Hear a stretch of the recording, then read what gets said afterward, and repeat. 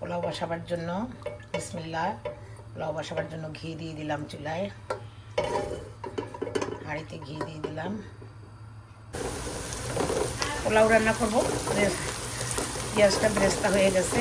বিদু একটু এদিকে আসো।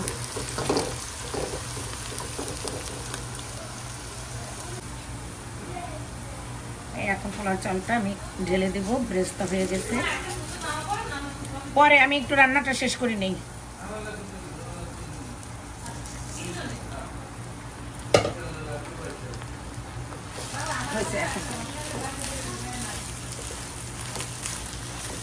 আমার মায়ের পোলাও সবসময় ঝরঝরা হয়, একটা একটা আসছে আমার মেয়ে, একদম আলাদা আলাদা।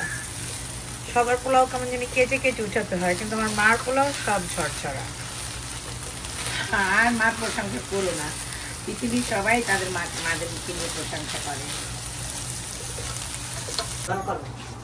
হ্যাঁ মা,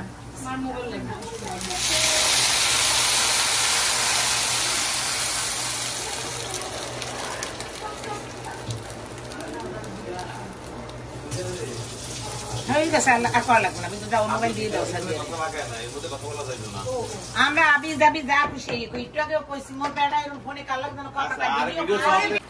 পোলাও 50% হয়ে গেছে, আর একটু সময়ের মধ্যে ইনশাল্লাহ হয়ে যাবে আমাদের পোলাও।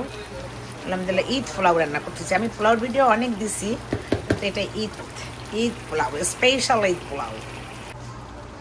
কাঁচামরিচ দিয়ে দিলাম। রান্না করা শেষ হয়ে গেছে মাশাআল্লাহ, আলহামদুলিল্লাহ অনেক ঝরঝরা হয়েছে। একটু ঘি দিয়ে দেবো উপরে, অল্প একটু কাঁচা ঘি দিলে একটা সুন্দর স্মেল আসে, ঘি ঘি একটা স্মেল আসে।